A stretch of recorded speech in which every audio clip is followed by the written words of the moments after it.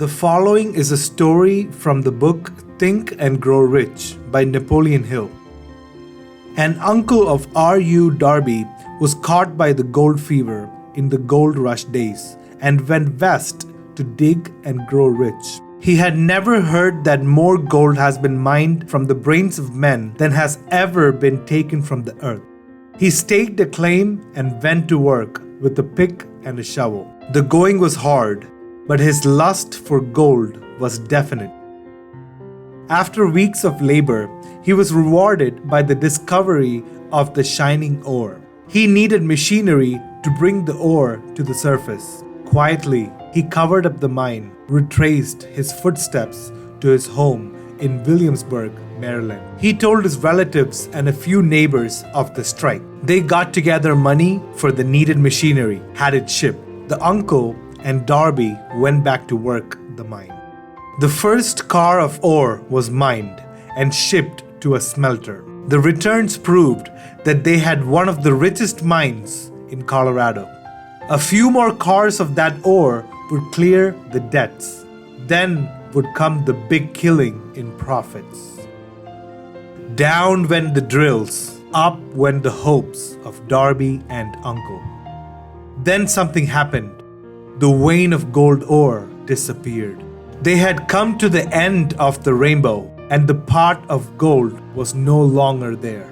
They drilled on, desperately trying to pick the vein again, all to no avail. Finally, they decided to quit. They sold the machinery to a junkman for a few $100s and took the train back home. Some junkmen are dumb, but not this one. He called in a mining engineer to look at the mine and do a little calculating. The engineer advised that the project had failed because the owners were not familiar with the fault line. His calculations showed that the vein would be found just 3 feet from where the Darbys had stopped drilling. And that is where it was found.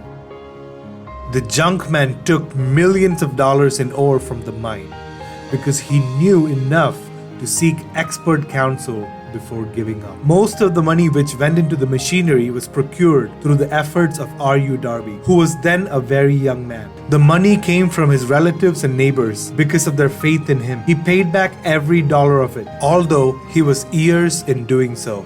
Long afterward, Mr. Darby recouped his loss many times over when he made the discovery that desire can be transmuted into gold.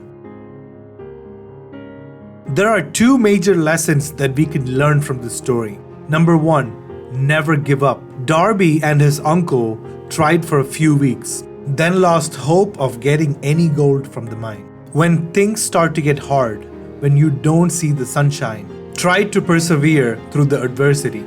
Many people give up on following their dreams because the work becomes too difficult, tedious, or tiresome. But often, you're closer to the finish line than you think. And if you push just a little harder, you will achieve your dreams and get to the gold mine. The second lesson we should learn from the story is to reach out to an expert. The second buyer of the mine immediately invited a gold mining expert.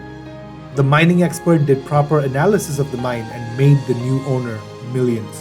This is the role of a mentor in our life. With the advice and guidance of a mentor, mentees can avoid mistakes that would otherwise occur, and they gain traction on the route to achieving their goals. They will develop leadership skills and opportunities to work in leadership positions.